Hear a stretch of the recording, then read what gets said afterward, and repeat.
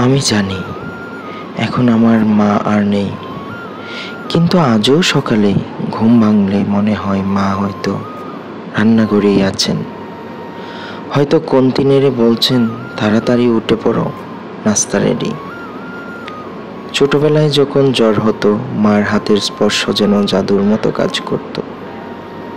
শুধু গা মাথায় পানি পুছে দেওয়া না, ওনার চোখে সেই দুশ্চিন্তাটাও একটা ঔষধের মতো ছিল।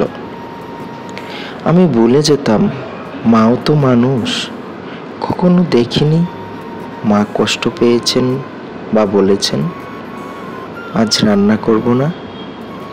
হয়তো মাথায় ধরছিল, সারা রাত ঘুমাননি, তবুও সকালে একটু না বলেই প্রতিদিনকার সেই একই ছন্দে চলতে থাকতেন। আজ বুঝি সেই সাধারণ মায়েরা আসলে পৃথিবীর সবচেয়ে অসাধারণ মানুষ। আজ আমার মায়ের কথা খুব মনে পড়ে। আমি অনেক কিছু শিখেছি, কিন্তু মাকে ছাড়া বাঁচতে শেখাটা আমার চেয়ে সবচেয়ে কষ্টের শিক্ষা।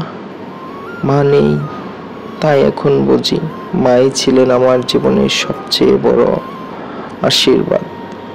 মা যদি থাকতেন, আমি বলতাম তুমি কষ্ট করছো, আমি দেখিনি ঠিকই, কিন্তু আজ অনুভব করি মা তুমি কতটা শ্রেষ্ঠ ছিলে।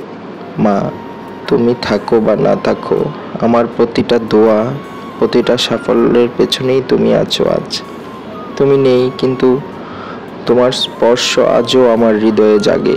তুমি ছিলে বলে আমি মানুষ হয়েছি, তুমি নেই বলে এখন আমি অনুভব করছি মা। মা মানেই শুধু একটা শব্দ না, মা মানে পুরো পৃথিবী। মা, যদি কখনো আমার কথা শুনতে পাও, জানো তোমায় আমি আজও ভালোবাসি আগের মতোই মা। শুধু পারি না আর চোখে চোখে রেখে বলতে, মা তোমায় অনেক ভালোবাসি মা, তোমায় অনেক ভালোবাসি। তুমি আবার ফিরে এসো মা, তোমায় আমি অনেক ভালোবাসি, অসম্ভব ভালোবাসি মা।